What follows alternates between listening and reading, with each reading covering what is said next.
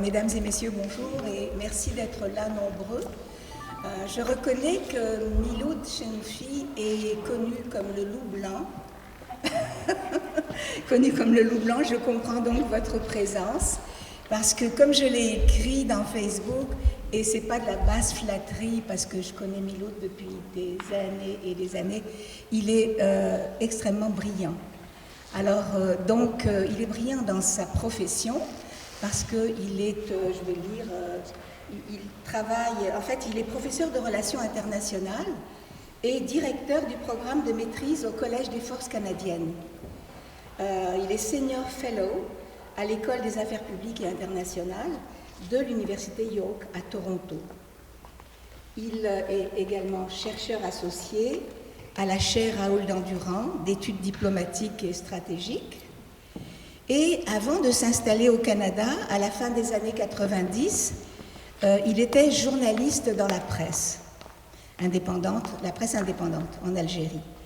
La genèse de l'art plastique, parce qu'il a cet atout et cette étrangeté quelque part de mener sa vie professionnelle, mais en même temps, c'est à la fois un artiste et un amoureux de l'art. Et il en parle, et il en parle bien. Il est passionné notamment de Issiachem, est-ce vrai? C'est vraiment une passion pour lui, et donc, mais ça ne l'empêche pas d'aimer également beaucoup des peintres algériens contemporains, modernes, pas contemporains maintenant, mais comme Rada et Mesli, donc en plus d'Issiachem. C'est d'ailleurs le thème de sa conférence, qui est intitulée Une génération en or, Issiachem, Reda, Mesli, qui sont des fondateurs de l'art moderne en Algérie. Alors donc, c'est un intérêt personnel depuis de nombreuses années et qui se manifeste, par chance pour nous, par une série de conférences sur le sujet, depuis 2010 notamment. Alors je vous demande d'accueillir en l'applaudissant Miloud Chenouchi et on va lui laisser la parole.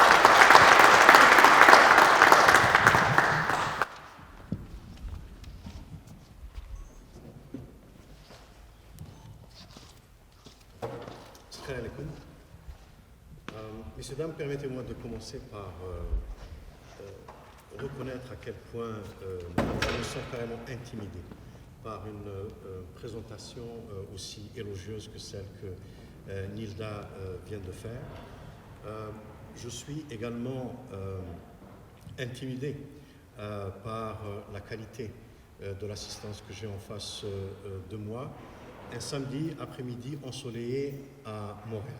Je suis certain que vous aviez beaucoup ou plusieurs autres choses beaucoup plus intéressantes à faire que de venir écouter un professeur donner une conférence. Je souhaiterais remercier ceux et celles qui ont organisé cet événement. Je remercie également le musée qui a bien accepté de nous accueillir cet après-midi. Alors, mon propos porte donc sur une génération qui est en elle-même un phénomène particulièrement intéressant à étudier. Elle est singulière, elle n'est pas unique, parce que dans l'histoire de l'art, pas uniquement l'art plastique, mais dans l'histoire de la littérature, et pas uniquement en Algérie, un peu partout dans le monde, il arrive des fois qu'autour de la même année naisse une génération d'artistes qui va changer la face de telle ou telle expression artistique. L'une des plus récentes et des plus connues, c'est un peu la génération de romanciers latino-américains qui est apparue dans les années 60, les Garcia Marquez, Vargas Llosa, Julio Cortázar, etc., qui ont changé la face de la littérature mondiale, pas uniquement la littérature d'expression espagnole. Ici au Canada, on connaît tous, on a déjà entendu parler du fameux groupe des Sept, qui aussi, en tant que phénomène générationnel, a imprimé donc sa marque sur l'histoire de l'art ici. la génération dont je vais parler aujourd'hui a pour première caractéristique d'être née autour de 1930. Issacham est né en 1929. Khedais et Mesli sont nés en 1930. Et la particularité de cette génération tient au fait qu'ils sont nés dans un contexte de domination coloniale totale. La France, à l'époque, célébrait le centenaire de l'Algérie française, et l'idée même d'une algérianité, ou d'une Algérie souveraine, ou d'une algérienne souveraine, était une idée très minoritaire, défendue par un petit groupe encore, à l'époque, un groupe de nationalistes mené par Hussein el-Hajj, mais sans plus. Je veux dire que non seulement l'autorité coloniale était persuadée qu'elle était là pour de bon, mais parmi les Algériens et les Algériennes, il n'y avait pas encore donc cette conscience nationale, j'allais dire patriotique, orientée vers l'indépendance, qui soit suffisamment généralisée, comme elle va le devenir dans les années, la fin des années 40 et le début des années 50. Et alors, dans cette domination coloniale totale, d'ailleurs l'expression était utilisée, la colonisation totale, l'idée était que l'algérianité disparaisse. Sinon physiquement, puisque effectivement la pacification, entre guillemets, dans les années, au XIXe siècle est passée par le massacre, le déplacement de population, un élan génocidaire, en fait, de colonisation de peuplement. Et ensuite, cette colonisation totale s'est exprimée par la négation de l'identité culturelle locale. Et ce phénomène s'est accompagné d'un discours de négation. Alors j'ai quelques citations ici d'un monsieur qui s'appelle Augustin Berg. C'est le père de Jacques Berg, mais Jacques Berg est complètement différent dans sa vision de l'Afrique du Nord, du monde arabe. Il était opposé à la colonisation, mais son père, fort malheureusement, faisait partie de ces intellectuels, il était sociologue, de ces intellectuels qui s'étaient donné comme mission de produire un discours savant, un discours académique universitaire de négation identitaire. Voilà à peu près ce qu'il écrit. Il dit à propos du berbère qu'il ne rêve pas. Il n'a pas d'imagination lyrique. C'est-à-dire que dans ce discours-là, un phénomène artistique comme Ait Menglat est impossible. Quand on nie la possibilité du lyrisme. Et quand on sait le lyrisme chez Ait Menglat, on se rend compte que ce qui est nié ici, c'est la possibilité de quelqu'un comme Ait Menglat. Sa vocation n'a jamais dépassé le froid contact des choses, c'est à peine si c'est un être humain. Et l'artiste berbère reste un artisan. Alors, je laisse de côté ici la confusion qui existe à faire un parallèle entre artiste et artisan. Ce sont deux univers différents. Mais enfin, voilà le type de discours qu'il y avait à l'époque. Alors, bien sûr, puisqu'il est égalitaire et magnanime, il a parlé du berbère, il va parler de l'arabe maintenant, pour dire que l'étude des formes et des couleurs le laisse indifférent ou n'éveille en lui qu'une sensation diamétralement opposée à celle que nous, vous imaginez qui est le nous, ici c'est le nous dominateur, ressentirions à sa place. Et bien entendu, s'il y a une chose qui aurait pu être reprochée à l'art arabe islamique, c'est l'absence de couleur, puisque la couleur est extrêmement présente dans cette expression artistique. Donc, ce genre de discours, bien entendu, relève, à mes yeux, du même délire que le délire qu'on associerait à un discours qui va nous dire que la Terre est plate. Donc, mon objectif n'est absolument pas de répondre à ce genre de discours, ce sont des discours qu'il faut juste ignorer. Il en existe encore sous un certain nombre de formes, mais il faut juste l'étudier en tant que phénomène, en tant que phénomène historique.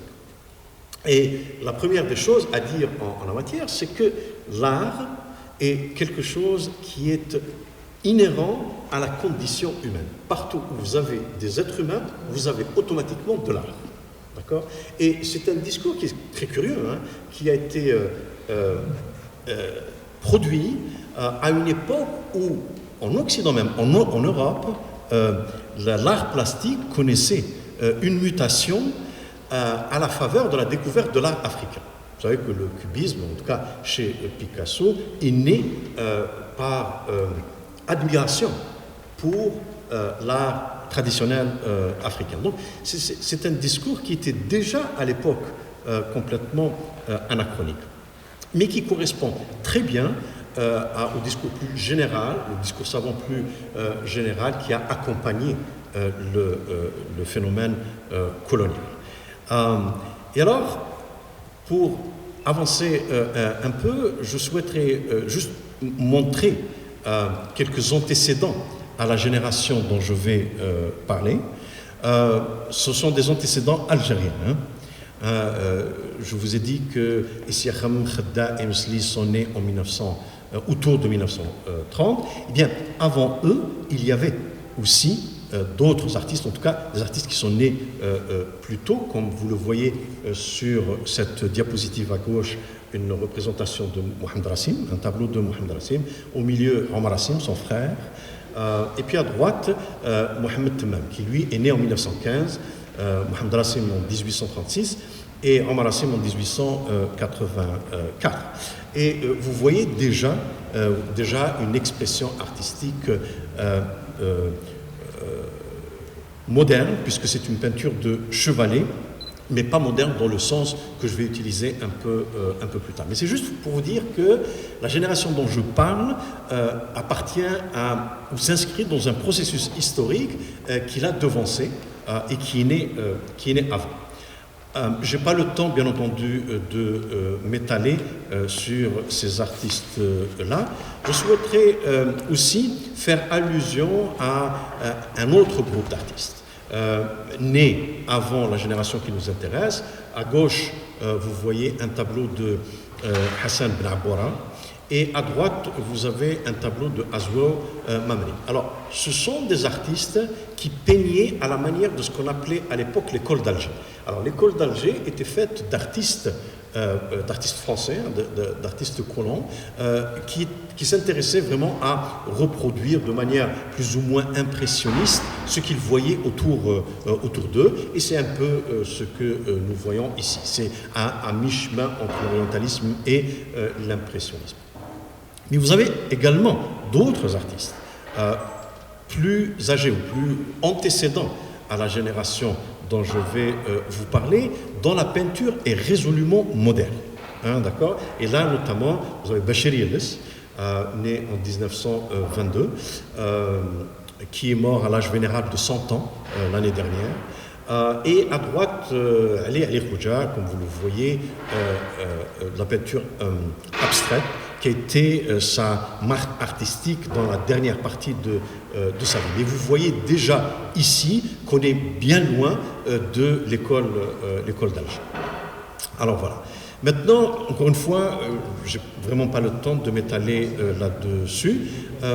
Pour la génération dont je parle, j'ai omis d'autres artistes. Notamment qui auraient parfaitement mérité de figurer dans ma présentation. Vous avez à gauche Mohamed Louaïl.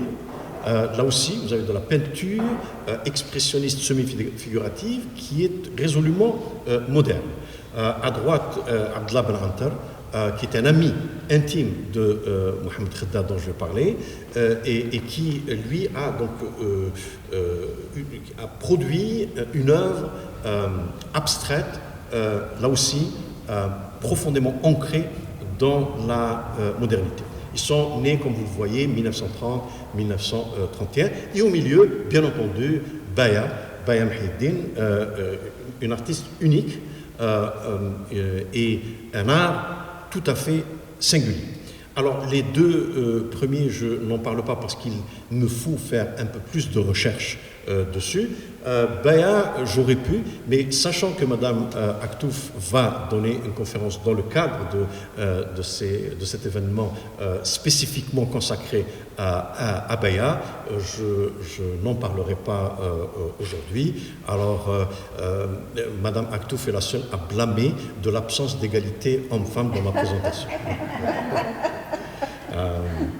Alors, donc je parle d'une génération au Nord. Et on peut se demander pourquoi une telle désignation.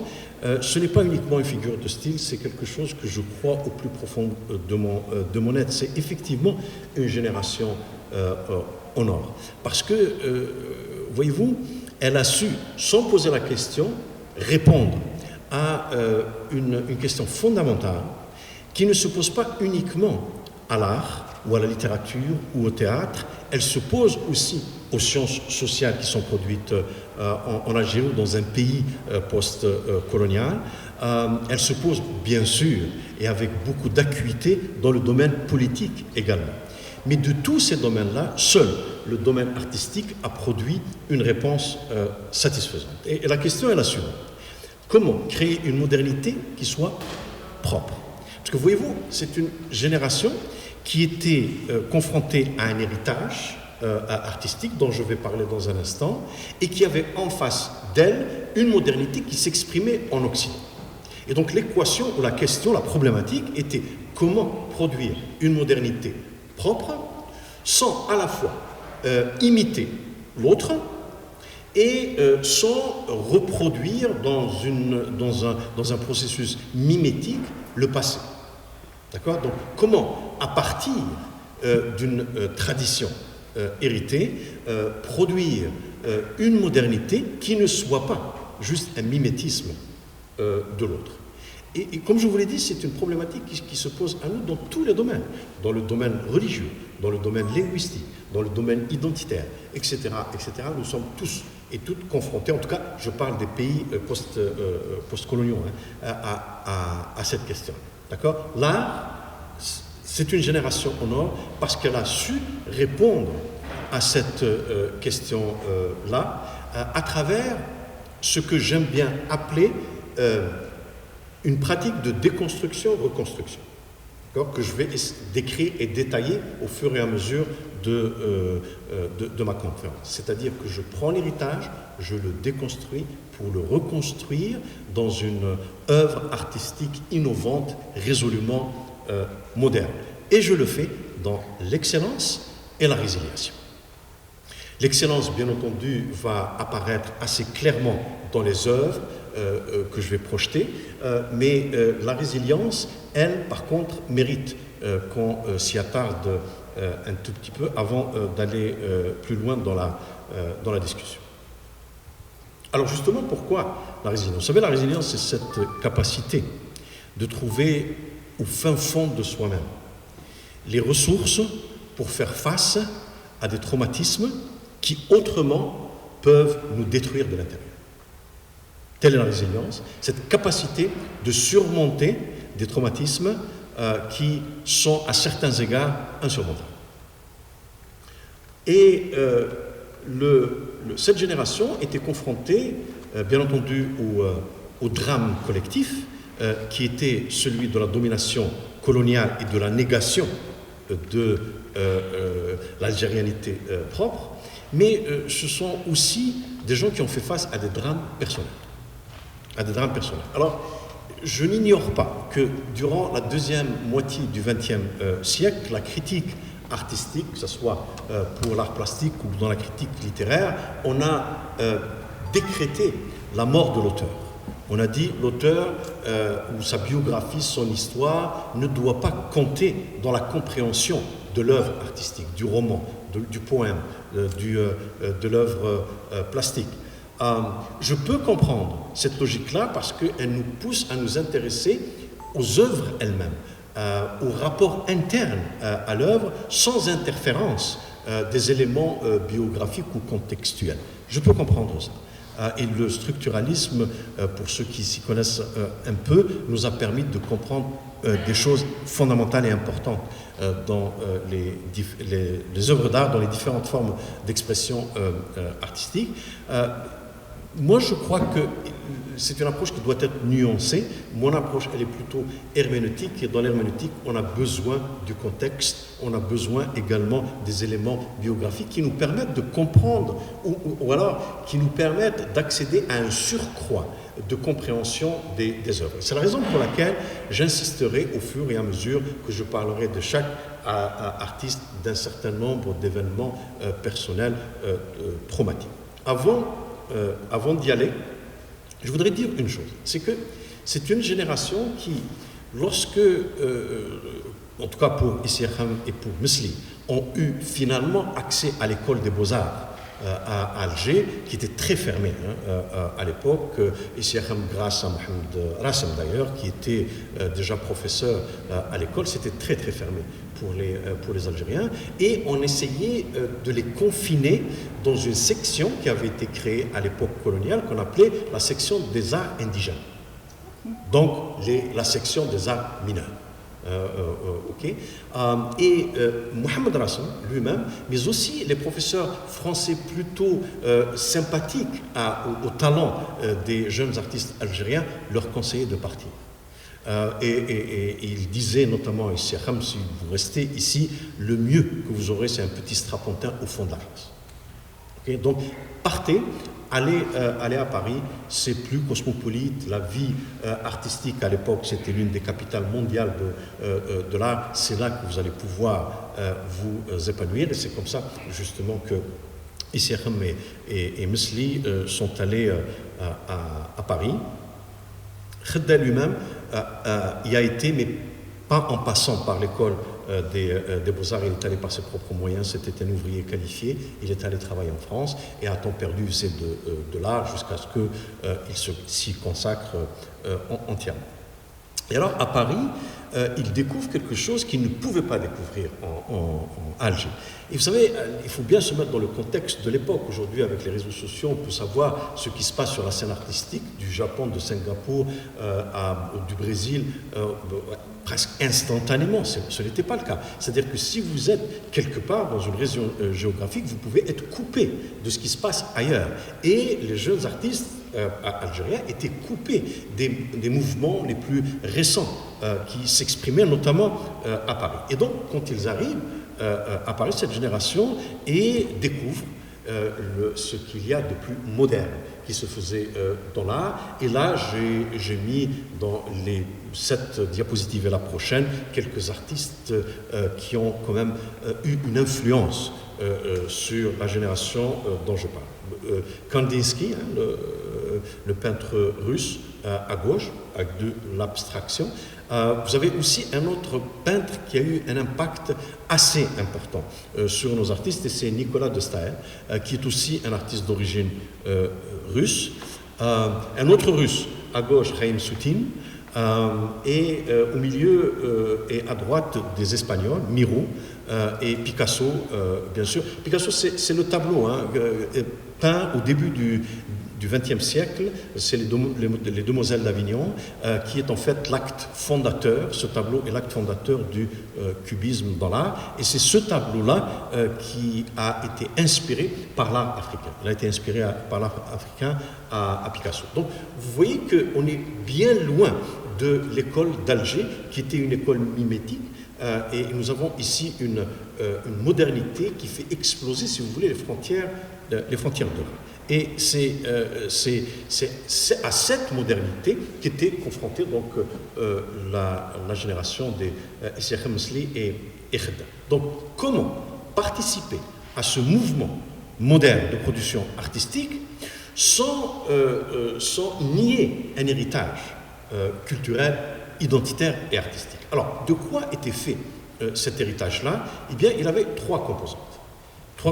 La première composante, c'est la composante préhistorique.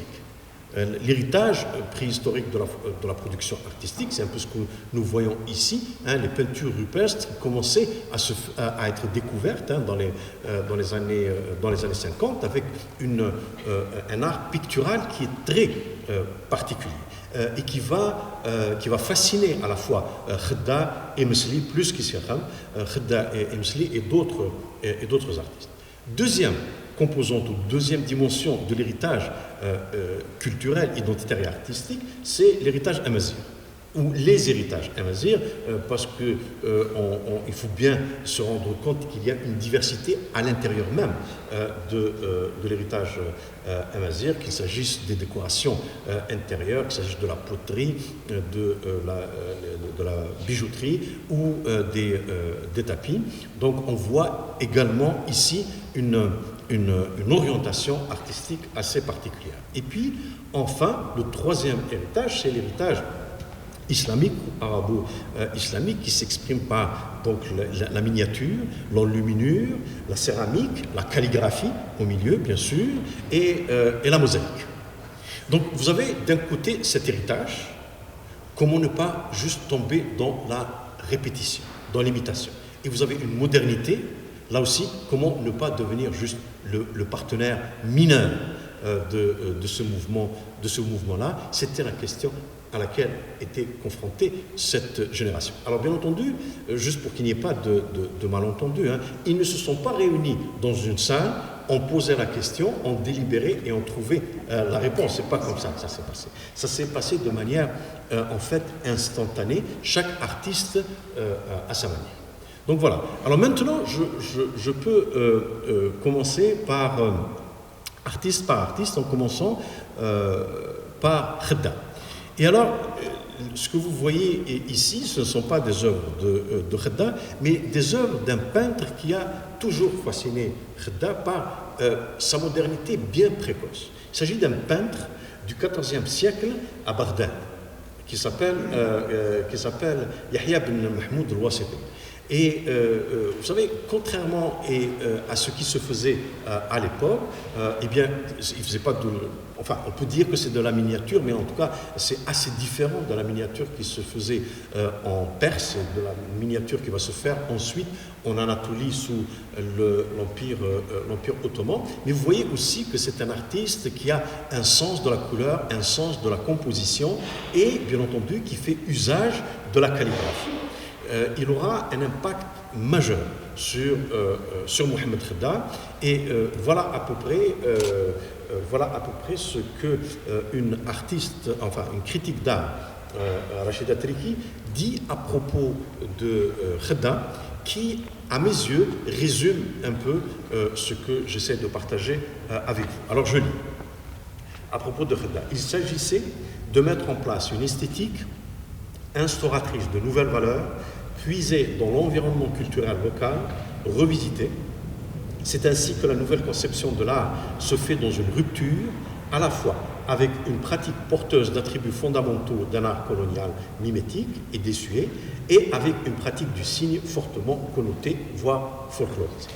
Donc vous voyez que Madame Triki parle des ruptures que cette génération a su faire. Moi, je parle plutôt de l'appropriation, réinterprétation, reproduction. Et si vous voyez le tableau en haut, ça s'appelle « Les Casbahs ne s'assiègent pas ». C'est un tableau magnifique, assez grand, qu'on peut admirer au musée des Beaux-Arts à Alger. Quelqu'un qui ne connaît ni Alger, ni la baie d'Alger, ni la calligraphie arabe va penser que c'est un tableau abstrait. Mais comme vous le voyez ici, il s'agit de la baie d'Alger.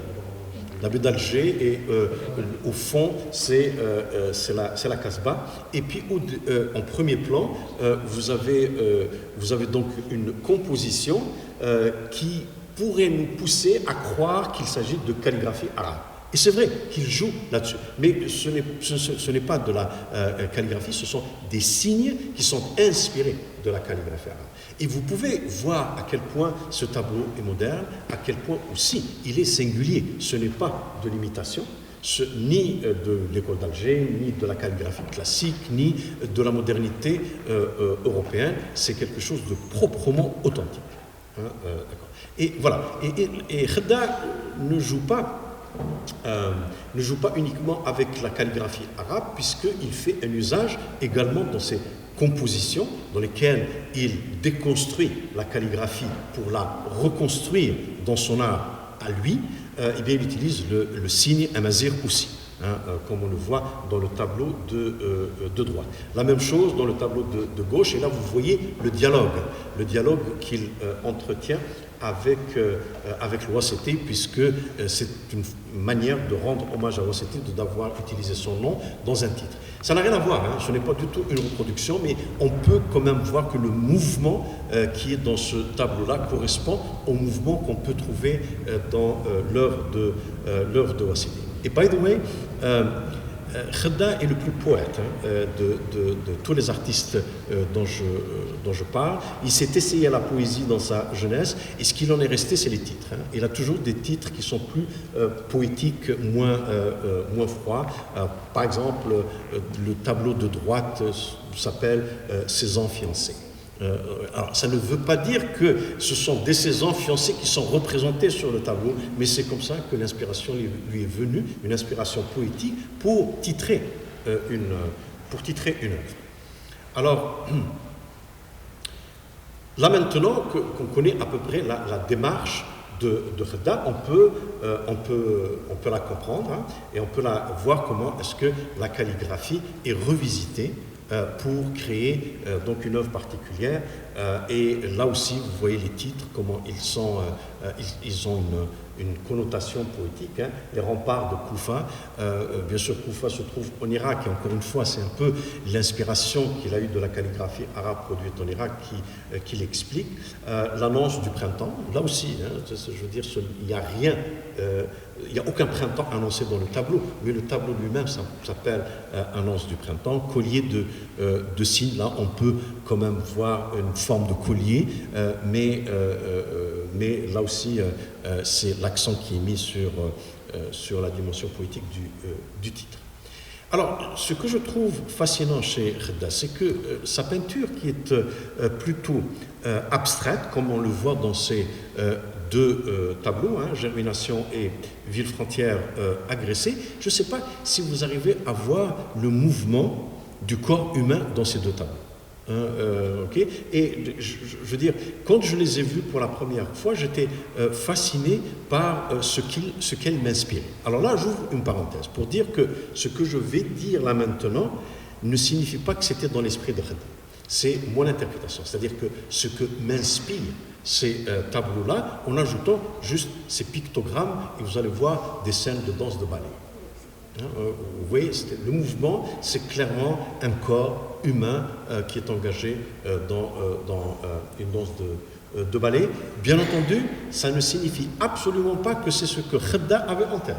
Vous comprenez? Mais c'est ça, la magie de l'art, c'est que l'art nous inspire des choses qui vont bien au-delà de l'œuvre elle-même et de l'intention de l'auteur. Et d'ailleurs, c'est un peu pour ça que les structuralistes ont dit « oublions les auteurs. Oublions les auteurs et essayons de nous concentrer sur les ressources qui se dégagent de l'œuvre, et on verra beaucoup plus et beaucoup mieux ce qu'une œuvre a à offrir. Et donc, malgré l'abstraction forte dans l'œuvre de Khedda, vous avez le corps humain qui n'est jamais loin et qu'on voit parfois de manière un peu plus explicite si on envisage les deux prochains tableaux, comme vous le voyez à gauche, étudiants ou volontaires. Alors là, le titre n'est pas très poétique. On s'entend, mais ça témoigne de l'engagement de gauche que Khedda avait. Et à l'époque, dans les années 60, les années 70, on valorise beaucoup le travail de volontariat des étudiants qui allaient donc aider soit dans les fermes, soit dans les usines. C'était l'élan révolutionnaire de l'époque. Mais il n'en demeure pas moins que le tableau lui-même comporte sa propre esthétique. Et puis à droite, l'un de mes tableaux préférés, là par contre le thème est clairement, le titre est clairement poétique, J'ai pour totem la paix, et le tableau reproduit en déconstruisant la calligraphie et en produisant une forme une forme de pictogramme, la figure et le corps humain. Avant de passer à Mesli, je voudrais juste dire une chose pour insister sur comment la résilience s'est manifestée chez Khedda. C'est quelqu'un qui est né et qui a grandi dans une pauvreté abjecte, puisqu'il appartenait à une famille de dépossédés et de déplacés dans la région de Barwaguir. J'en sais quelque chose parce que ma famille du côté de mon père a subi le même sort, qui est celui de la dépossession et du déplacement. Et donc la famille du côté de mon père a trouvé refuge auprès de la famille de ma famille maternelle, qui étaient des propriétaires terriens dans les Tétris, qui les ont reçus, puis vous savez, à travers les mariages, etc., se sont unis. Et donc Khedda, lui, fait partie d'une famille qui n'a pas eu cette chance d'avoir été accueillie par d'autres communautés algériennes ailleurs, loin de la convoitise coloniale des terres. Et donc il a grandi dans une pauvreté assez abjecte, à un point tel, c'est le témoignage de son épouse, Najat Khedda, qui dit que pendant toute sa vie, il n'a pas pu se débarrasser de la peur qu'il avait enfant. Et enfant, sa peur, c'était de mourir de faim. Voilà. Il avait peur de mourir de faim. Et c'est une peur qui, psychologiquement, ne l'a jamais quitté, même quand il était à l'abri de la faim. Et comme je vous parlais tout à l'heure, de tels traumatismes nécessitent une résilience assez forte pour les dépasser. Et ses deux parents étaient aveugles, non-voyants. Donc il était, si vous voulez, très jeune, c'était les yeux de ses parents. Et il n'a pas pu continuer ses études parce qu'il était l'aîné. Il fallait qu'il travaille pour nourrir la famille. Alors le hasard des choses, c'est qu'il a travaillé dans une imprimerie à l'époque où l'imprimerie avait un côté artistique, puisque vous savez qu'il fallait composer chaque phrase, chaque mot, chaque virgule à l'envers. Avec du plomb avant de pouvoir passer à l'impression. Et c'est là qu'elle a développé un goût pour la gravure et pour la poésie. C'est ce qui lui a permis de gagner sa vie quand elle était à Paris et surtout à trouver du travail facilement. Donc dès qu'il ramassait suffisamment d'argent pour pouvoir prendre des mois ou des années sabbatiques, il le faisait pour se consacrer à l'art et ensuite il retournait au travail et il trouvait facilement du travail. Je passe maintenant à Mesli. Alors, Choukri Mesli, lui, en tout cas au début de sa vie, il n'a pas connu un traumatisme comme celui de Khedda et encore moins comme celui d'Issirham dont je vais parler dans un instant. Il est né dans une famille de lettrés à Tlemcen. Comme il le dit lui-même, une partie de sa famille c'était des artistes versés dans la musique andalouse, et l'autre partie, c'était la partie révolutionnaire, puisque Moussa el-Hajj, en fait, son vrai nom, c'est Mesli. Et Moussa el-Hajj a choisi de changer la prononciation de son nom pour ne pas causer d'ennui à sa famille. Il a dit, c'est un engagement, je l'ai pris, je sais quels sont les risques, mais je ne veux pas que ma famille en subisse les conséquences. Et donc il s'est fait appeler Messai. Voilà, donc ce sont les deux composantes, et donc il a baigné à la fois dans cet environnement artistique et dans un environnement patriotique, nationaliste et pro-indépendance. Et voilà, donc son père l'a emmené à Alger pour étudier l'architecture à l'École nationale des Beaux-Arts, mais il s'est inscrit en cachette dans l'art plastique. Donc son père pensait que son fils faisait des études d'architecture, alors que lui, en fait, faisait des études d'art, jusqu'au jour où le père va à l'école pour s'enquérir des performances de son fils et qu'il découvre que son fils fait des études d'art. Il a fait preuve de suffisamment de libéralisme, il lui a dit, si c'est ce que tu veux faire, ben vas-y. Et c'est comme ça qu'il a continué à le faire ouvertement. Et le problème, c'est que c'est là où le trauma propre à Mesli a commencé, et c'est la discrimination. Il figurait parmi les étudiants les plus brillants, mais il n'était jamais le premier. Et donc, parce que le premier est important ici, c'est pas juste le titre, c'est là que viennent les bourses, c'est là qu'il y a les envois en stage à l'étranger, etc., etc. Et lui, il ne pouvait pas parce qu'on le décalait toujours pour laisser quelqu'un d'autre aller à sa place qui ne soit pas algérien. Vous comprenez. Mais enfin, à un moment donné, le talent de ces artistes-là imposait le respect et donc les individus à l'intérieur de l'école qui étaient plus libéraux que les autres, malheureusement l'école était truffée de partisans de la colonisation totale, eh bien ils parvenaient quand même à trouver un moyen pour les envoyer étudier les beaux-arts à Paris, et c'est comme ça que Mesli s'est ramassé à Paris. Et à Paris, bien sûr, lui aussi, il était confronté au mouvement moderne, d'un côté, et puis de l'autre, à la réalité de la guerre de libération. Donc les premières peintures exprimaient, bien sûr, la souffrance d'un peuple en lutte pour son indépendance, les massacres, la torture, etc. Mais ce n'est que plus tard que la touche propre à Mesli s'est manifestée, ou s'est cristallisée, si vous voulez. C'est un peintre qui est très sensuel. Donc le corps, et notamment le corps féminin, a une présence assez marquée chez lui. C'est très osé puisque ce sont souvent des nus qu'il fait, mais il le fait d'une manière tellement singulière qu'on ne voit pratiquement pas le nu. Ben, vous pouvez en juger vous-même, hein, vous comprenez. Et donc voilà. Et alors, rappelez-vous ce qu'on a dit sur les trois héritages. On peut en voir la trace ici. Dans le tableau de gauche, vous voyez une déconstruction, reconstruction de l'enluminure. L'enluminure, dans la tradition, notamment dans la tradition islamique, c'est un peu ce qu'on met sur les bordures des pages et des livres. Lui, il reprend ça, mais de manière moderne. C'est ce qu'on va retrouver également dans le tableau un peu moins proéminent, dans le tableau du milieu et dans le tableau de droite. On voit aussi, surtout dans le tableau de gauche, des couleurs qui sont typiques de ce qu'on trouve dans la tapisserie. Les motifs de la tapisserie en bas à gauche sont assez clairs également. On les voit aussi dans le tableau du milieu, notamment sous les pieds ou sous les jambes du personnage de gauche. On voit également la tapisserie qui est revisitée, si vous le voulez.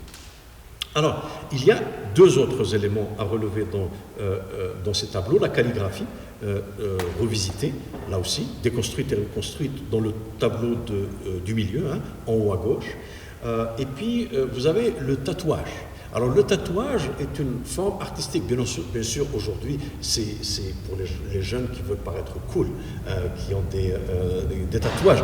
Vous savez, les gens de ma génération associent le tatouage à ce que vous voyez sur le visage, sur les bras, sur les mains de leur grand-mère. Moi, ma grand-mère était tatouée. Donc, elle ne savait pas qu'elle était cool, comme les chanteurs de rock aujourd'hui, bien entendu, mais voilà. Donc, le tatouage vient de notre héritage, et c'était une façon d'expression artistique qui a disparu. Ça revient aujourd'hui, mais ça revient selon la mode d'aujourd'hui, hein. C'est-à-dire, c'est plutôt les jeunes qui le font pour paraître cool. Ils le sont, et elles le sont certainement. Mais enfin, ce qu'on voit ici, c'est vraiment l'usage qui est fait du tatouage sur le corps humain, notamment dans le tableau de gauche. Dans les trois tableaux, vous voyez également une revisitation, si vous voulez, des peintures rupestres, avec ces couleurs terre et ces motifs figuratifs très comparables à ce qu'on voit dans les grottes du Tassili à travers les photos que j'ai partagées au début de ma présentation. Donc voilà, alors d'autres tableaux d'Issiakham. À droite, on le voit encore une fois, Mesli. C'est parce que dans mon écran, j'ai Issiakham à droite qui vient juste après. C'est pour ça que j'ai commis l'erreur. Donc c'est Mesli. Et les peintures rupestres, encore une fois, qui apparaissent assez clairement dans le tableau de droite que j'ai reproduit de la diapo précédente, l'éclat de couleur dans le tableau du milieu, c'est un éclat de couleur, bien sûr avec des silhouettes féminines, toujours avec Musli. Et c'est un éclat de couleur qu'on peut retrouver dans les robes traditionnelles que portent les femmes de chez nous. Et puis à gauche, le tableau intitulé Le retour des ancêtres, vous voyez clairement le dialogue avec l'art africain. Si dans la peinture du milieu, vous voyez les robes plutôt traditionnelles de l'Est à l'Ouest en Algérie, vous voyez à peu près des motifs qu'on peut trouver dans le tissu typiquement africain, notamment celui de l'Afrique de l'Ouest. Et Musli faisait partie de ce groupe d'artistes qui insistaient sur le fait de découvrir le Sud pour autre chose que le pétrole. C'est-à-dire qu'il comprenait qu'il y avait une dimension identitaire associée au Sud, à travers les Touaregs bien sûr, mais à travers toutes les populations du Sud. L'autre dimension du Sud, c'est que c'est ce qui nous donne cette dimension africaine de notre identité, on le voit à gauche. Alors, deux anecdotes à propos de Musli avant de passer à Issirham. La première est que dans la salle, aujourd'hui, nous avons deux de ces étudiants. Ali Kishou, qu'on ne présente plus, a été l'étudiant de Musli, et Omar aussi, ils peuvent témoigner des qualités humaines de Musli qui étaient des qualités. Et, pardon, il y a un troisième que je ne savais pas, je ne savais pas qu'il était son étudiant aussi. Donc on en a trois. Yassine Brahami a été son étudiant également. Ils peuvent témoigner des qualités humaines de Musli. Parce que là, vous avez des personnages qui sont différents, des personnalités différentes. Khedda était timide, était quelqu'un de timide, de renfermé, de plutôt réservé. Musli est un homme très jovial. Et d'ailleurs, ce n'est pas étonnant que sa peinture soit aussi sensuelle. Donc il était jovial et profondément humain, qui portait un intérêt très profond à ses étudiants. Issirham est un personnage à part. C'est un personnage qui est colérique, explosif, qui a fait le vide autour de lui à cause de cette attitude qui était la sienne, mais qu'on peut comprendre si on connaît le drame qui a été le sien, dont je vais parler dans un instant. La deuxième anecdote, c'est que la première fois où j'ai vu un tableau de Musli, c'était ici à Montréal. C'était ici à Montréal, dans l'appartement d'un professeur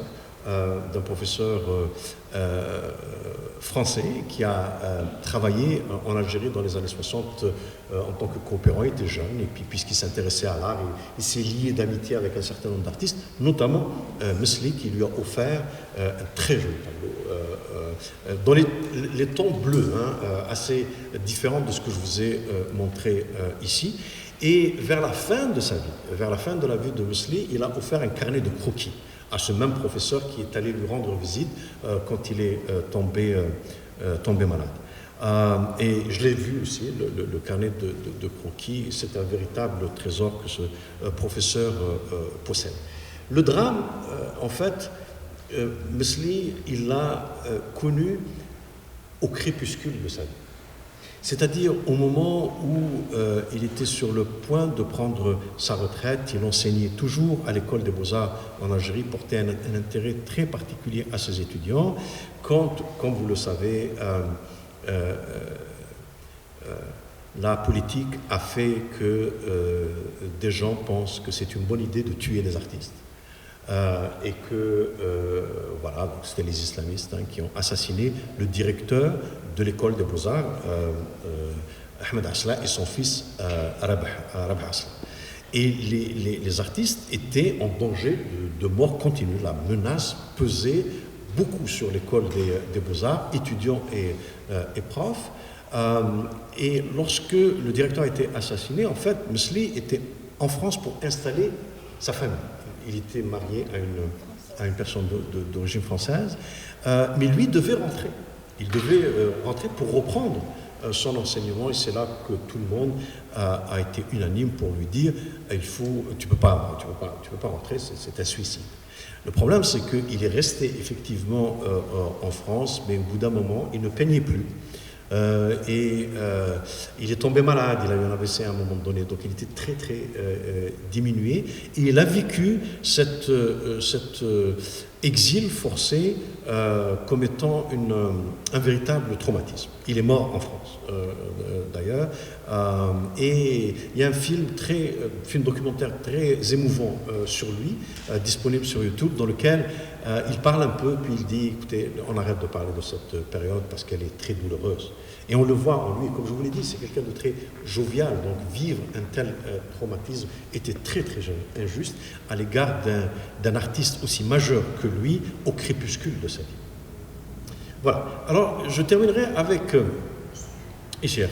Alors, Issy Erham, c'est, je veux dire, aucun artiste de sa génération, de la génération qui l'a précédé, ou des générations qui vont venir après, n'a vécu un drame personnel aussi grave et catastrophique en conséquence qu'Issy Erham. D'accord. Donc, je sais que les gens savent ce qui s'est passé. C'est l'histoire de la Grenade. Mais je vais la relater, mais je vais ajouter quelques éléments d'information que j'ai récemment glanés dans un livre qui vient d'être publié en Algérie par un critique d'art qui était aussi un ami d'Issy Erham. Son nom, c'est Ben Ammar Madiane, auquel je dois beaucoup, dans la connaissance à la fois de l'œuvre, mais aussi de la biographie d'Issy Erham. Et je crois que c'est important de préciser un certain nombre de choses autour de cet événement de la Grenade. Alors, en 1943, Issy Erham avait 14 ans. Il faisait partie d'un groupe de scouts. Un groupe de scouts qui était tout le temps ensemble, donc vivaient comme vivent des adolescents, qui aiment la vie. Mais parmi les membres de ce groupe-là, il y en avait qui étaient des enfants d'intellectuels, des enfants de militants engagés dans la cause nationale. Donc il y avait plus que ce que faisaient communément des adolescents qui aiment bien s'amuser. Mais c'est aussi un âge où les conséquences de nos actes ne figurent pas généralement en bonne place dans le processus de prise de décision. 14 ans. Et là, je ne sais pas ce qui les a poussés à aller dans un campement américain. Vous savez que les Américains avaient débarqué en Algérie, militairement, pendant la Deuxième Guerre mondiale, et ils ont pris une caisse de grenades. Une caisse de grenades, et voilà, alors... et c'est Issy Erham lui-même qui l'a fait, parce que c'était un jeune homme assez audacieux. Pire, dans la non-prise en considération des conséquences, Issy Erham décide de prendre dans la caisse une grenade et de l'emmener à la maison pour la montrer à ses sœurs, à ses neveux. Et le lendemain, en jouant avec cette grenade-là, alors que sa sœur Yasmine, qui elle aussi dessinait un peu comme lui, dessinait des avions sur la terrasse, des avions qui représentaient les avions de l'armée de l'air américaine. Et c'est là que la grenade a explosé. La grenade a explosé et donc sa sœur Saïda et son neveu Tarek sont morts sur le coup, et lui a été donc, avec sa sœur Yasmine, ont été évacués à l'hôpital où il va passer 2 ans. Il va rester 2 ans. Donc il a perdu le bras, mais il y avait la gangrène, donc il lui coupait chaque fois un peu plus, etc. Je vous passe les détails. Puis surtout, il y avait beaucoup de débris dans le corps. Il avait des débris un peu partout dans le corps qu'il fallait enlever. Ça a pris 2 ans. Imaginez le drame. Vous êtes alité, amputé du bras gauche, d'une phalange dans la main droite.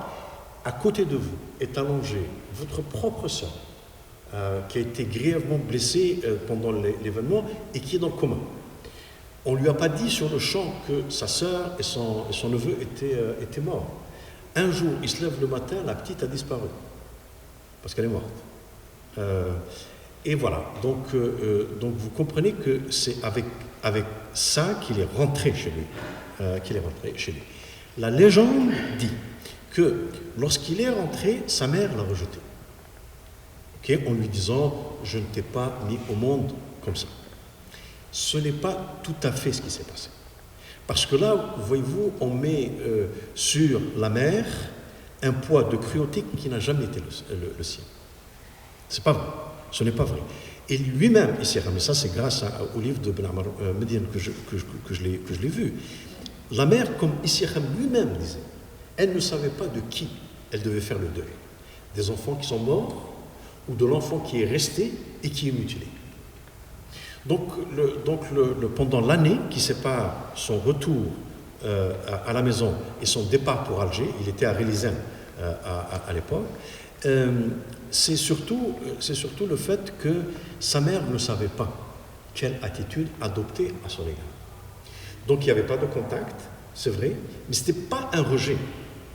C'était juste, mais comment faire pour donner de l'affection alors qu'on doit faire le deuil de 3 enfants qui sont morts du fait de l'enfant qui est encore en vie. Vous comprenez? Et Issacham parle toujours du regard ou du contact visuel qui n'existait plus entre lui et sa mère. Vous comprenez? Et c'est dans une discussion comme ça qu'elle a dit « Je ne t'ai pas mis au monde comme ça », mais ce n'était pas dans le style « Je te reproche de ne pas être comme ce que tu étais lorsque tu es né ». Pas du tout. C'était juste pour exprimer une douleur profonde que, en tant que parent, je n'ose même pas imaginer. Et si vous êtes parent, vous pouvez, je ne sais pas si vous pouvez surmonter un tel traumatisme. Pour moi, il est insurmontable. Il est aussi insurmontable qu'il l'a été pour la mère de Katb Yassine. Et là, Katb Yassine est important parce que c'est un ami à Issacham, et c'est sur Katb Yassine que je vais terminer dans quelques minutes. Katb Yassine, en 1945, a participé aux manifestations du 8 mai. Il a été arrêté, emprisonné. Sa mère ne le savait pas. Elle pensait qu'il a été tué. Et pendant des mois, elle ne savait pas où il était. Donc, elle pensait réellement qu'il avait été tué, que son corps a disparu. Elle a perdu la raison. La mère de Katb Yassine a perdu la raison à cause de cela. Elle a vécu internée pratiquement toute sa vie. Elle a été soignée par Frantz Fanon. Frantz Fanon fait partie des psychiatres qui ont soigné la mère de Katb Yassine, qui s'appelle Yasmine aussi. D'accord. Je reviendrai à ça dans un moment. Et donc, vous voyez que Katb Yassine, au bout d'un moment, il y a une anecdote qui a fini par le décider de partir. C'est quand il a entendu sa mère parler avec d'autres mères d'un probable mariage entre Mohamed Issacham et une des filles des femmes qui étaient là. Et la femme de la fiancée possible donc n'a pas été très sympathique en disant que je ne peux pas marier ma fille à un demi-an. Et la mère d'Issacham l'avait mal pris, puis avait remis à sa place donc cette personne-là. Elle ne savait pas que Issacham écoutait. Issacham avait 17 ans à l'époque. Et je crois que c'est à ce moment-là qu'il a dit que je ne peux pas continuer à infliger à cette famille un drame qui ne va jamais s'arrêter de se produire et de se reproduire. Sa famille ne l'a jamais abandonné. Issacham n'a jamais vécu réellement dans le besoin parce que sa famille l'a toujours aidé. D'accord. Mais les séquelles de ce drame se sont manifestées par des troubles psychologiques qui l'ont suivi toute sa vie. Il a été, et d'ailleurs, il a fait la connaissance à Paris pour ceux qui s'intéressent à l'histoire de la philosophie, d'un monsieur qui s'appelle Félix Guattari. Félix Guattari qui écrit avec son co-auteur Gilles Deleuze, un des philosophes majeurs de la deuxième moitié du XXe siècle. Et c'est Félix Guattari qui a conseillé à Issacham de voir des spécialistes, des psychiatres. Donc il a vu. L'excès. Deuxième manifestation, c'est l'excès. L'excès dans la consommation, c'est connu chez Issacham. Et puis, bien entendu, le caractère explosif. Donc on peut comprendre que ce n'était pas quelqu'un de méchant, bien au contraire, hein, c'était quelqu'un qui était capable de vous donner une toile pour pratiquement rien du tout. Mais il avait, disons, une patience très limitée, ce qui malheureusement a créé des malentendus, des ruptures, etc., à l'exception de Katb Yassine. Donc Katb Yassine avait sa propre résilience à lui de supporter Issy Hakham. Voilà. Même lorsqu'ils ne s'entendaient pas sur des choses, ils revenaient toujours, ils se revoyaient, c'était des amis intimes. Et donc, vous pouvez comprendre pourquoi est-ce que Issy Hakham, de tous les peintres, va peindre des toiles comme celle que vous voyez ici, à gauche. Une toile magnifique qui, pour moi, est un chef-d'œuvre. Mais c'est vrai, Madame Aktouf avait tout à fait raison tout à l'heure quand elle a dit que j'ai un penchant tout à fait subjectif pour Issy Hakham. Hein. Donc, lorsque je vous dis c'est un chef-d'œuvre, jugez par vous-même, hein, parce que moi j'ai un biais, hein, c'est comme ça. Pour moi, Issy Hakham représente un horizon de la peinture qui est très difficile à dépasser. Pour vous dire à quel point mon biais est profond. Donc je vous laisse juger. Mais à gauche, vous avez un tableau qui s'appelle Les Aveugles. Il est exposé en permanence au musée des Beaux-Arts à Alger. Et voilà, on aurait pu penser qu'il s'agit de deux personnes aveugles sans voir le titre. Alors je laisse de côté la maîtrise de la technique ici, qui se voit beaucoup plus lorsque vous avez la toile en face de vous. À droite, vous avez une toile intitulée L'Infirme. Et là, vous voyez que c'est clairement quelqu'un qui est amputé, mais ici du bras droit et non pas du bras gauche. Et donc, vous savez d'où vient les idées derrière ces compositions-là. Et le tragique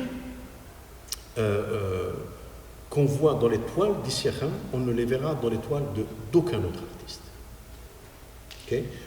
Et le tragique, généralement, est exprimé à travers un regard. Issy Hakham est assez unique dans sa façon de reproduire le regard, et vous allez le voir dans la plupart de ces toiles, c'est assez singulier et c'est assez édifiant. Et d'ailleurs, à l'exception du visage, dans les toiles d'Issy Hakham, c'est des toiles abstraites. C'est le visage qui donne un sens à la composition et nous fait voir qu'il s'agit en fait d'un corps humain. Alors là, bien sûr, là aussi c'est le drame, la tragédie qui est exprimée, mais qui n'est pas nécessairement liée à l'expérience personnelle, puisque c'est une toile immense que j'ai eu le plaisir de voir à l'époque où elle était chez Madame Zulekha Inal, une amie intime à Issy Hakham, elle et son ex-mari, et les héritiers en ont fait cadeau avec plein d'autres toiles au musée d'Alger, au musée des Beaux-Arts et au musée d'Art moderne à Alger. Cette toile-là est une toile immense. Elle est vraiment immense, elle fait 1m62 sur 1m30 et elle représente en fait le martyre des combattants algériens qui essayaient de traverser les lignes électrifiées, barbelées électrifiées, Maurice et Charles. Et là vous voyez un personnage qui est électrocuté. Mais enfin, la douleur qui apparaît dans cette toile-là ne pouvait être exprimée que par un artiste comme Issy Hakham. Maintenant, encore une fois, je rends hommage à Ben Amar Medienne qui a remis les pendules à l'heure sur la question des rapports entre Issy Hakham et sa mère, mais c'est justement le pardon impossible à demander et le pardon impossible à accorder qui a été au cœur des relations entre Issy Hakham et sa mère, va s'exprimer dans les plus beaux tableaux du peintre qui ont pour thème la maternité. Alors je voudrais ajouter un autre détail. À l'âge de 3 ans, la famille d'Issy Hakham vivait à Asfour, c'est de là qu'il est originaire. Mais le père possédait un hammam à Rilizan. À l'âge de 3 ans, il l'a arraché à sa mère. Et donc avant le drame de la grenade, Issy Hakham était toujours, avait toujours l'impact ou l'effet de cette séparation forcée d'avec sa mère. 3 ans. À 3 ans, c'est clair qu'un enfant a besoin d'une présence maternelle. Voilà quelqu'un qui a vécu toute sa vie avec la nostalgie du sentiment maternel à son égard. D'accord. Donc voilà, alors les tableaux les plus magnifiques qu'il a produits, ce sont les tableaux qui ont pour thème la maternité, dans lesquels sont représentés généralement une mère, un enfant ou des enfants. Vous pouvez le voir ici dans ces deux toiles-là. Dans ces deux toiles aussi, assez sublimes, à gauche, femme et enfant.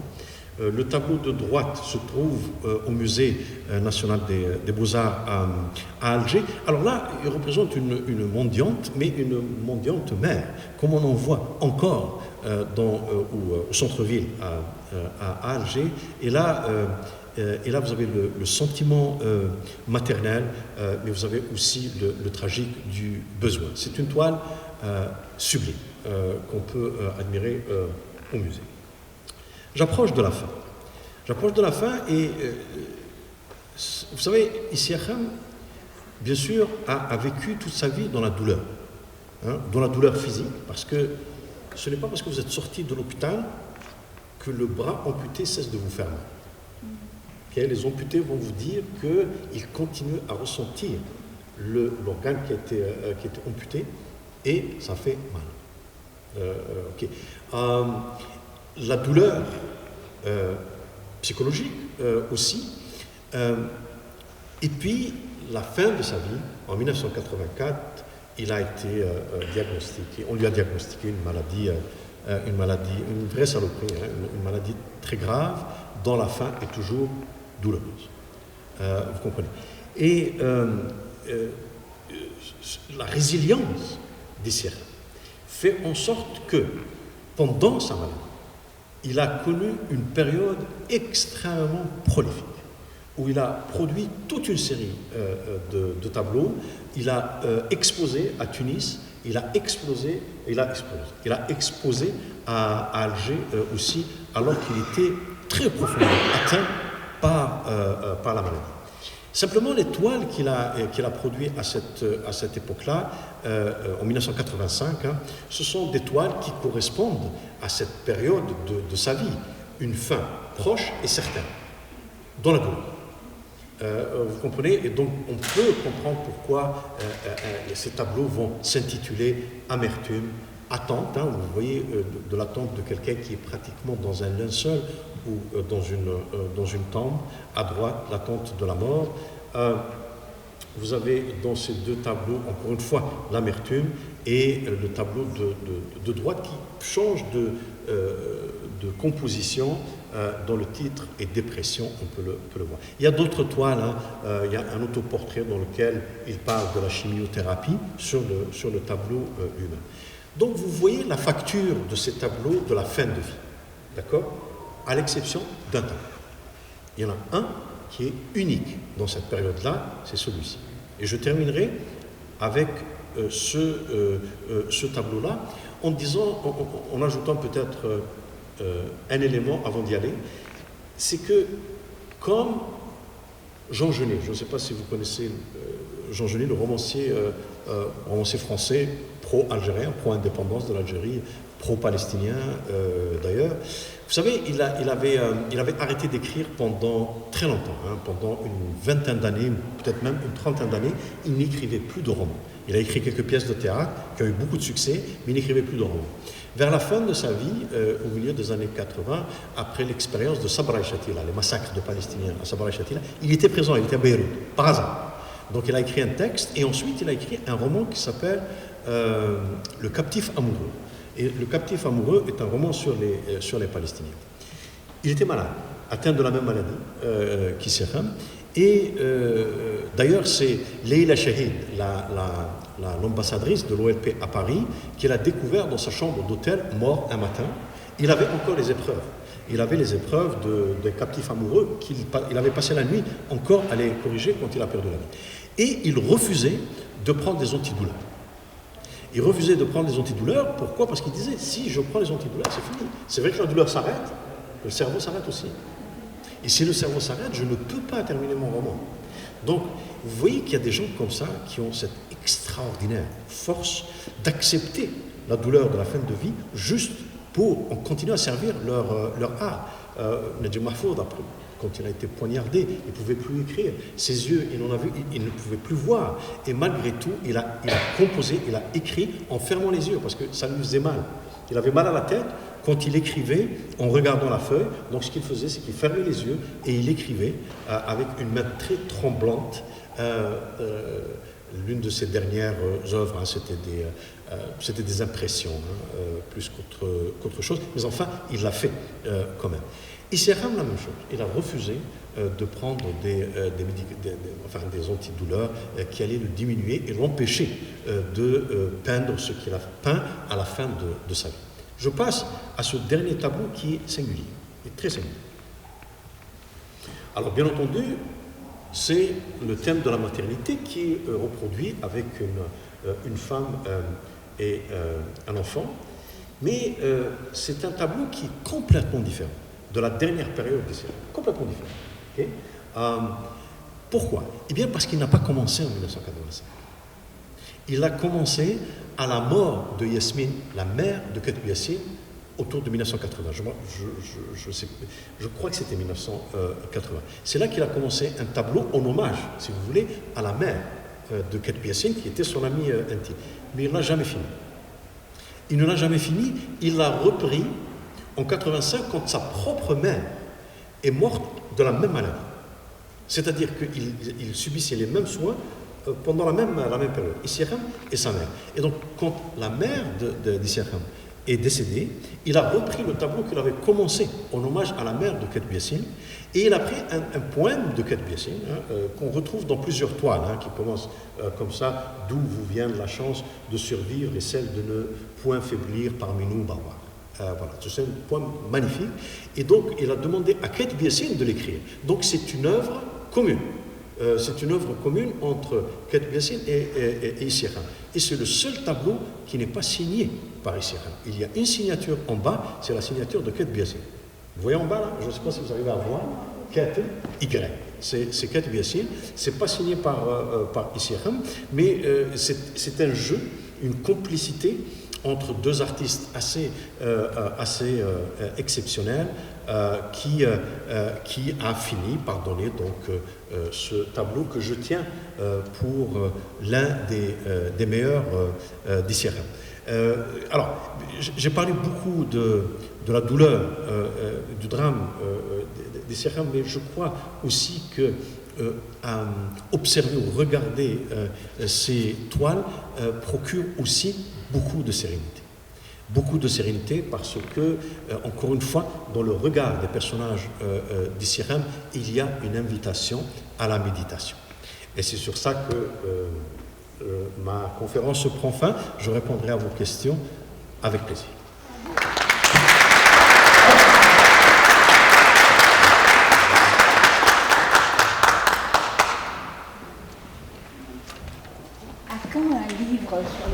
Sur ces peintres modernes. Merci pour la question. Oui, je ne souhaite rien de plus profondément que cela. Tout dépendra du temps. Et puis, vous savez, peut-être aussi que la fonction de passeur à travers la parole me convient bien. Et c'est la raison pour laquelle je suis très reconnaissant aux organisateurs d'un événement comme celui d'aujourd'hui, le Festival du monde arabe qui m'a invité souvent, le Festival maghrébin de Montréal qui m'a invité plusieurs fois, qui à chaque fois m'ont obligé de revisiter mes propres recherches sur cette génération-là et affiner ma connaissance de chacun de ces artistes-là. Oui, je crois que c'est un devoir de devoir écrire quelque chose. Je le ferai un jour, je l'espère, je ne peux rien promettre. Les aléas de la vie font en sorte qu'il y a des obligations d'écriture dans la vie professionnelle qui me prennent beaucoup de temps. Mais c'est aussi l'occasion, cette question est l'occasion pour moi de rendre hommage à ceux et celles qui ont écrit. sur ces artistes-là. Issiakham et le mieux doté en publication. Il y a plusieurs livres sur lui. Brahman Madian, on a fait 2,5 parce qu'il a écrit aussi un livre sur les deux. Issiakham et Katib Yassine. Khedda aussi, il y a des publications sur lui. Mesli, il y a un livre important et un catalogue. Baya, fort heureusement, finalement, un livre est sorti sur elle cette année. Un gros beau livre sur Baya. Les autres artistes que j'ai évoqués, eh bien, un travail de recherche nécessite encore d'être fait. Et j'espère qu'il y aura dans la jeune génération des gens qui s'intéressent à l'art, à l'histoire de l'art en Algérie, puis qui écrivent aussi là-dessus. Pour ma part, je ferai de mon mieux pour produire quelque chose, je ne peux rien promettre. Ou un film. Oui, un film, oui, un documentaire, pourquoi pas. Oui, madame.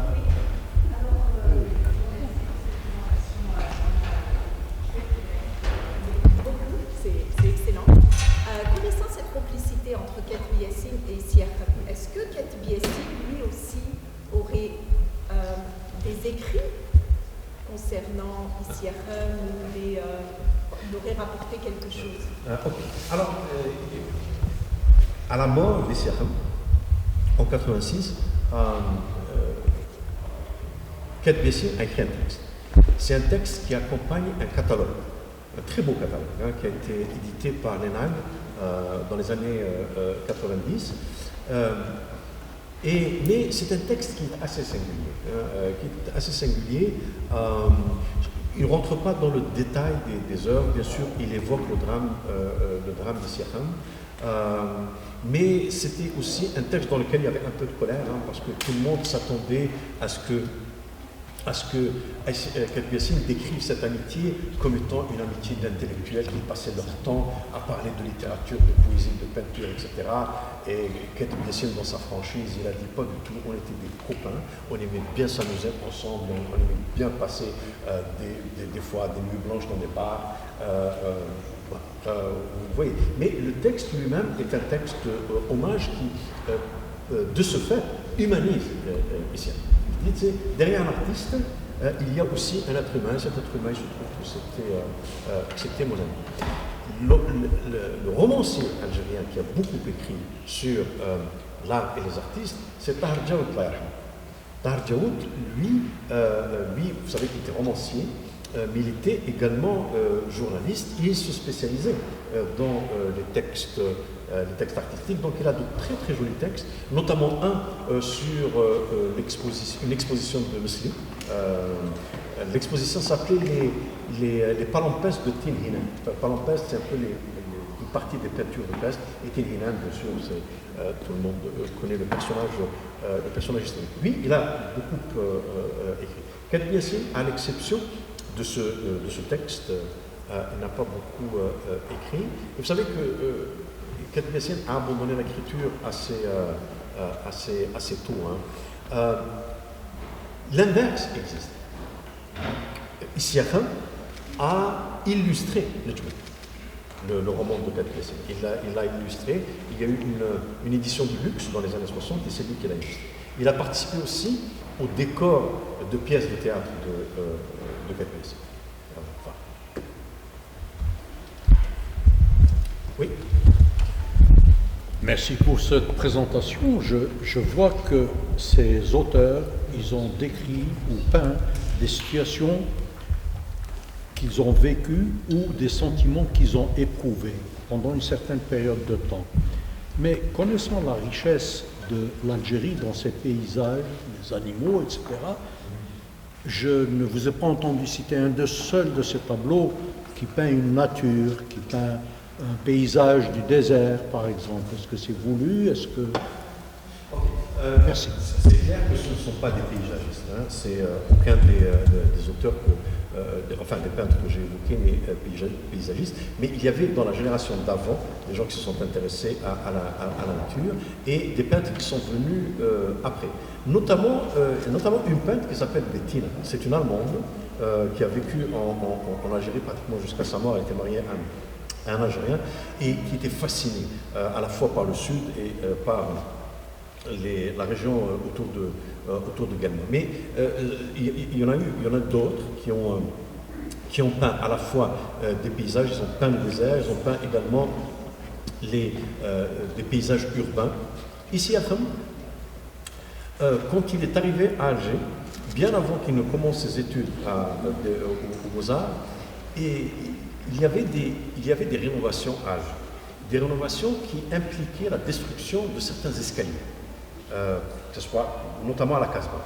Et comme il savait que ces escaliers allaient être détruits, il les a dessinés. Donc on a des croquis, je ne sais pas où ils sont, mais je sais qu'ils existent, des croquis d'Issiakham qui a fait sur des paysages de la Casbah. Voilà. Khedda, vous avez vu le tableau que j'ai montré sur la Casbah, la baie d'Alger. Alors lui, parfois, vous avez des titres qui évoquent des régions. Par exemple, Dahra, il va utiliser des noms de régions en Algérie pour titrer ces tableaux. Mais enfin, ils avaient un intérêt ailleurs. Cette génération-là, son intérêt était surtout porté à l'abstraction et dans le cas d'Issiakham, à l'expressionnisme semi-figuratif, donc à l'être humain. Et on peut le comprendre, parce que c'est une génération qui a vécu la négation coloniale de l'être algérien, qui était destinée à disparaître. Nous étions destinés à disparaître. C'était une colonisation de peuplement. Les seuls à avoir vécu ça dans le passé avant nous, c'était les populations autochtones ici dans les Amériques et les Palestiniens aujourd'hui. Je veux dire que le projet lui-même, sans que l'objectif soit dit ouvertement, c'est la disparition de l'élément humain algérien, palestinien, amérindien.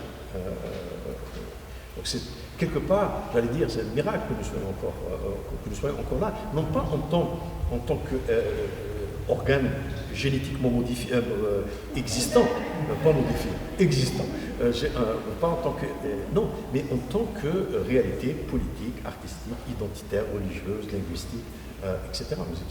Nous étions destinés à disparaître. L'Algérie, pas nécessairement le Maroc ou la Tunisie qui avaient d'autres formes d'occupation. Nous, parce que nous avons subi la colonisation de peuplement. Et ça explique pourquoi on s'intéresse à l'être humain. Que ce soit chez Issiakham, c'est assez clair. Et dans cet être humain, particulièrement à la femme. D'accord. Alors la légende dit que le martyre des femmes pendant la guerre de libération avait particulièrement marqué les artistes qui étaient à Paris à l'époque, notamment le traitement qu'a subi Jamila Bouher, la disparition atroce des femmes de la bataille d'Alger, la torture, les viols, les machins, etc. Donc, mais aussi parce qu'il y avait une compréhension assez rapidement que le futur dont on rêve ne peut pas se faire sans les femmes. C'est-à-dire qu'il y a quelque chose dans notre héritage qu'il va falloir qu'on revisite, c'est notre patriarcat. Que cette Algérie émancipée ne peut se faire qu'à travers aussi l'émancipation et les droits des femmes. Je ne sais pas jusqu'à quel point je suis en train de projeter mes propres visions sur ces artistes-là, mais enfin, la présence des femmes chez eux et la manière dont ils ont parlé de leur vivant me permet de croire que je n'exagère pas en disant que c'est un élément fondamental dans l'orientation artistique qui a été là. Oui. Oui, d'abord, merci pour cette présentation qui était quand même, je l'ai trouvée assez enrichissante. J'ai appris quelque chose que j'ignorais. Maintenant, j'ai une petite question, excusez un peu mon ignorance. Est-ce qu'au-delà, vous avez parlé de Khedda, de Issiakham et de Mesli, au-delà de nos frontières, des frontières africaines, y avait-il eu une reconnaissance bien au-delà de nos frontières, ou alors une reconnaissance, elle est seulement au niveau du pays, quoi, ou du Maghreb? De leur vivant, sont des peintres qui ont exposé à l'extérieur. Celle qui a le plus de reconnaissance aujourd'hui, je n'en ai pas parlé, mais Nilda en parlera dans quelques jours, c'est Baya. Baya, aujourd'hui, c'est celle qui est la mieux traitée à l'international, si vous voulez, qu'il s'agisse aux États-Unis, qu'il s'agisse des États-Unis ou des pays du Golfe, parce que c'est à peu près les deux endroits où il y a un marché de l'art assez dynamique. De leur vivant, Khedda Issiakham et Misli ont exposé à l'extérieur, ils sont assez connus en France. Il y a des gens qui ont acquis de leurs œuvres en France aussi, et à cause de la taille de la diaspora algérienne. Mais de façon générale, il y a encore beaucoup de travail à faire. Des choses très intéressantes sont faites par les musées en Algérie, et les musées ne peuvent pas faire tout le travail. Parce que les œuvres n'ont pas été encore répertoriées. La femme l'épouse de Khedda, Madame Najat Khedda, a fait un travail assez intéressant pour recenser son œuvre, mais Issiakham, qui était très très prolifique, beaucoup de ses œuvres, nous ne savons pas exactement où est-ce qu'elles sont. Et donc, ce dont nous avons besoin en Algérie, c'est de fondations. C'est de fondations qui ne soient pas nécessairement financées par l'État. Parce que nous attendons toujours que l'État fasse tout. Mais il est peut-être important qu'il y ait des projets communs pour la création de fondations. L'État peut aider un peu. Les gens qui ont des sous en Algérie peuvent également y participer, créer des fondations dont le travail est principalement le recensement des œuvres, la création de catalogues raisonnés, et cela nous n'avons pas. Il y a aussi, bien sûr, un travail de promotion qui n'est pas toujours fait. Madame Nilda Aktouf m'a posé la question sur le livre que je devrais écrire là maintenant, ça va être une pression permanente. Mais vraiment un souhait qui ne se réalisera peut-être jamais, que je ne parviendrai jamais à réaliser, c'est de faire quelque chose ici. D'accord, c'est-à-dire un événement qui regrouperait donc les artistes de cette génération. Je suis certain que ceux qui prendraient l'initiative de le faire, je devrais le faire. C'est prévu. Sérieux? C'est prévu, sérieux, oui. Pour moi, ça va être a dream comes true. Sérieusement, d'avoir quelque chose, puisque effectivement aujourd'hui nous avons plusieurs générations de citoyens ici qui ont un lien avec l'Algérie, et ça serait vraiment un événement qui va vraiment tisser des liens, et ça rentre dans l'esprit des journées qui ont été organisées ici, les journées du patrimoine. L'idéal serait qu'en même temps, une des pièces de Katib Yassine soit produite dans un théâtre ici à Montréal. Ça serait vraiment génial.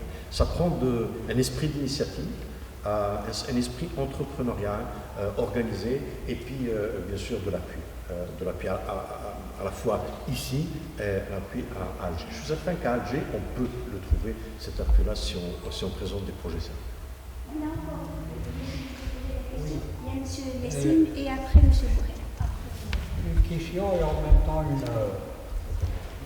petit commentaire que je vais rajouter dans le même ordre d'idée que monsieur a posé concernant la reconnaissance des artistes d'aujourd'hui. Parce que la reconnaissance des artistes que tu as nommés, Issiakham, moi je pense que le seul artiste qui a réussi à avoir une cote.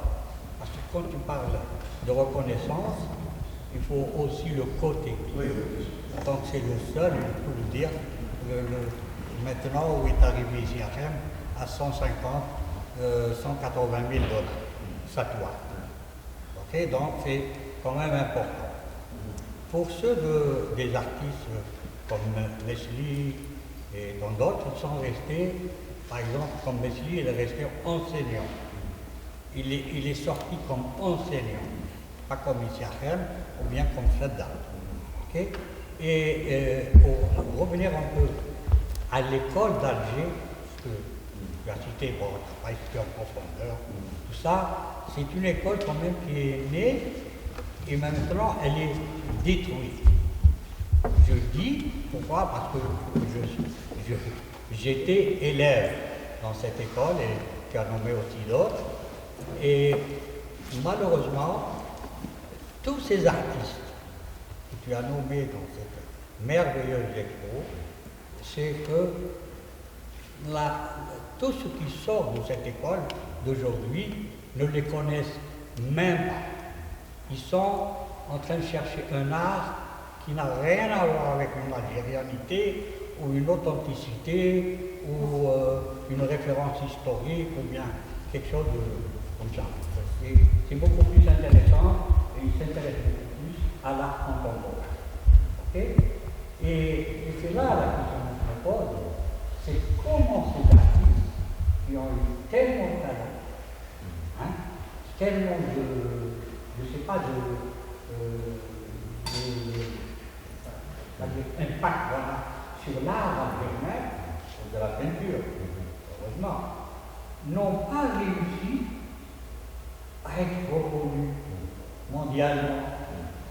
C'est ça la question que je me pose, parce que c'est un peu gênant là, de parler d'artistes, parce que imagine si tu es venu, si tu étais en France, et tu voulais faire une conférence sur Picasso, il fallait peut-être tripler ce musée des gens qui vont venir pour t'écouter. Okay? Parce qu'un Picasso, c'est énorme. Tu vois, par rapport à une certaine, c'est vrai, il y a beaucoup de qualité, tout ce que tu as dit, seulement la reconnaissance là, elle est moindre. Ok, alors j'ai un élément de réponse, hein. Peut-être pas une réponse définitive, mais une réflexion hein, sur l'art plastique en Algérie et sa réception. Okay. Il faut qu'on soit honnête avec eux. Hein. Quand Amar Zah, chanteur chabi, est décédé, vous avez vu la reconnaissance populaire. Une marée humaine. Une marée humaine l'a accompagné à sa dernière demeure. C'est-à-dire que dans la réception de l'art en Algérie, la musique et bien entendu la poésie qui l'accompagne viennent en premier. Et j'ai cité Zahir, mais j'aurais pu citer Gerwabi ou Fergani à l'Est, etc. Donc il y a toujours, et pas uniquement en arabe, pas uniquement en Algérie, hein, vous vous rappelez le décès de Kulthum, le décès de Abd Halim, c'était les funérailles les plus importantes. Et je crois que celle de Amar Zahir en Algérie est la plus grande. C'est la plus grande dans l'histoire de l'Algérie indépendante. Donc il y a une réception artistique large de la musique. Okay. La musique andalouse aussi vient après. Enfin, musique andalouse, avec toutes ses déclinaisons hein, selon les régions, là aussi, vous avez une reconnaissance presque physique des artistes, puisqu'on pourra les reconnaître dans la rue. Hein, okay.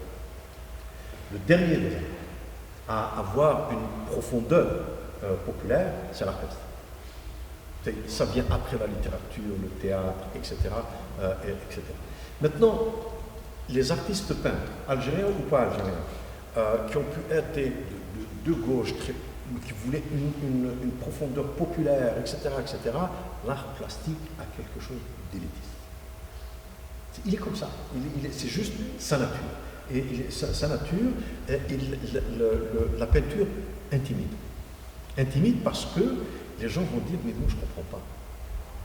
Okay? Je peux comprendre Haraz, quand j'entends Zahir la chanter, je peux comprendre ce lyrisme, je peux l'apprécier, etc. Mais l'art m'intimide. Il m'intimide. J'ai des amis avec qui j'ai grandi, qui, dès que je commence à parler d'art, surtout pendant ma jeunesse, où les collègues maqam maqal, on oublie le sens de ça, hein, donc je mettais à toutes les sauces mes propres obsessions hein, littéraires et artistiques, etc., à toutes les discussions. Okay.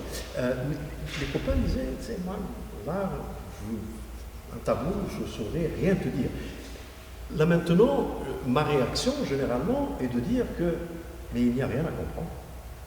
Un tableau, il est fait pour être admiré. Tout ce que vous comprenez dans un tableau mérite d'être compris. Mais ce n'est pas de cette façon-là qu'on se figure l'art plastique au niveau populaire. On pense toujours qu'il y a quelque chose de plus profond que le profane ne peut pas percer. Et c'est la raison pour laquelle il reste élitiste, et c'est la raison pour laquelle il n'y a pas, il faut le dire, il n'y a pas de honte à le dire. Il n'existe pas de base populaire large en Algérie pour l'art plastique. Ça a toujours été l'affaire d'une minorité. Donc l'affaire d'une minorité qui s'y intéresse et l'affaire d'une minorité qui l'achète. Vous avez des collectionneurs, mais ils se comptent sur les bouts des doigts d'une seule main, et qui achètent des peintres contemporains. J'en connais un certain nombre. Vous voyez. Et donc la reconnaissance mondiale commence toujours par une reconnaissance locale et par un travail à l'échelle locale. L'universel a toujours un ancrage local.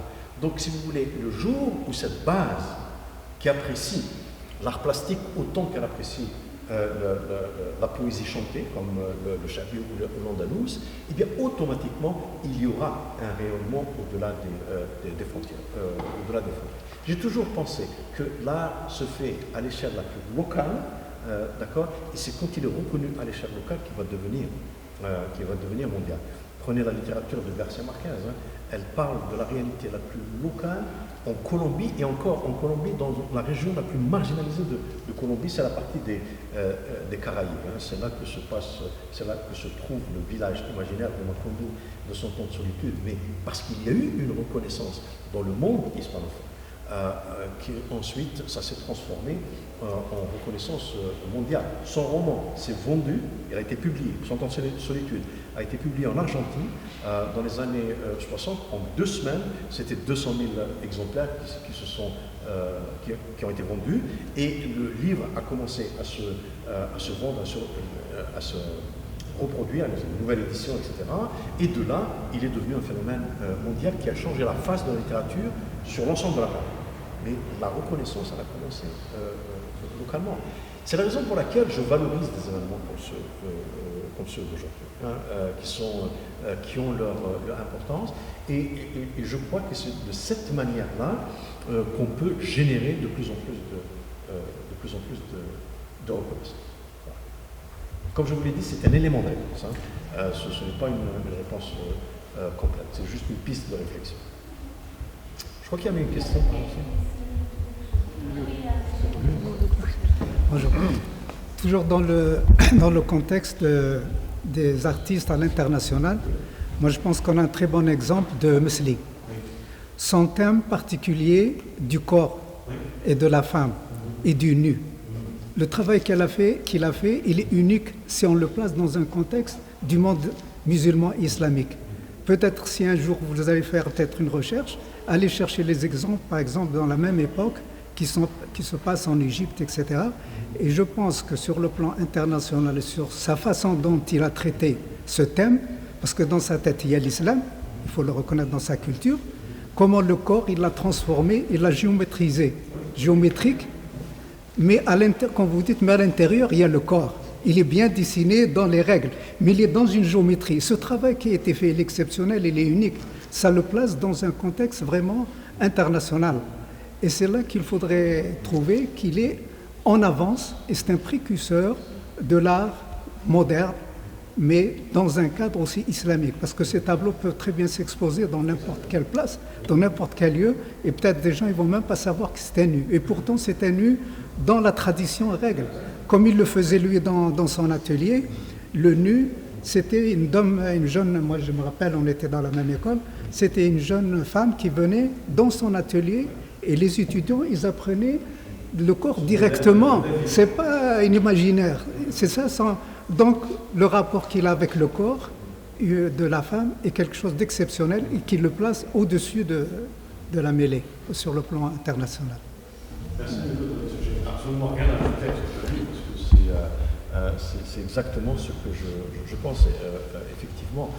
Maintenant, je crois, je crois que les autres aussi peuvent être appréciés ailleurs, hein.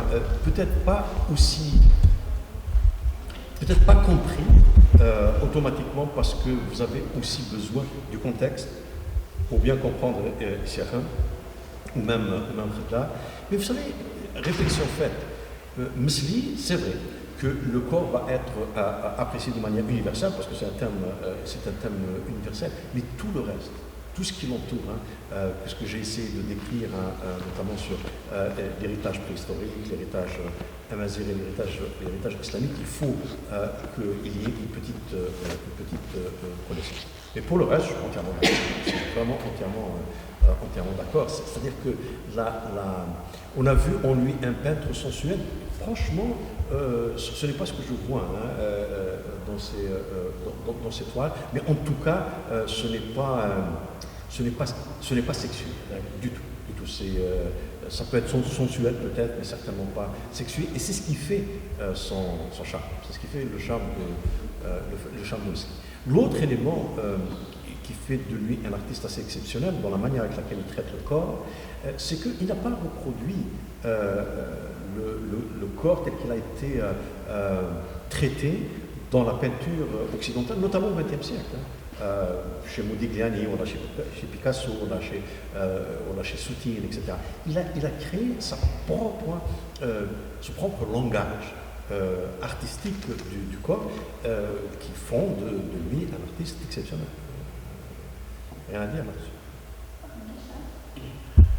Je voudrais rebondir juste sur votre intervention auparavant quand vous répondiez aux collègues. Pourquoi, si j'ai bien compris, nous nous intéressons beaucoup plus à tout ce qui est musique, okay, plus que ce qui est pictural. Okay. Je voudrais à ce propos-là juste rapporter une expérience personnelle avec des amis canadiens au début des années 80 en Arabie Saoudite. Tout le monde était fasciné par le fait qu'il y avait beaucoup de bruit, qu'on réagissait énormément aux klaxons, etc., le mu'adhan et j'en passe, okay, parce que les amis canadiens ont trouvé, eux, dans leur esprit, que nous, orientaux ou moyen-orientaux, sommes beaucoup plus auditifs que visuels. Okay, donc nous avons une sensibilité à ce que nous écoutons, beaucoup plus qu'à ce que nous voyons. D'ailleurs, la tradition islamique, le Coran, est mémorisé. Les chansons, les gens les connaissent par cœur. Voilà, c'est tout ce que je voulais ajouter.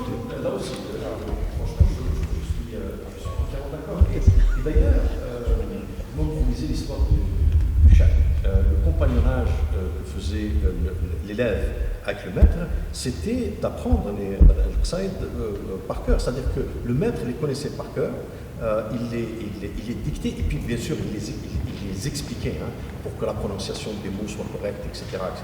Mais ça se faisait oralement. Jusqu'à tout récemment, c'est-à-dire les jeunes chanteurs qui se sont intéressés à Zahi allaient le voir à Alger pour recevoir oralement de lui le qsaïd.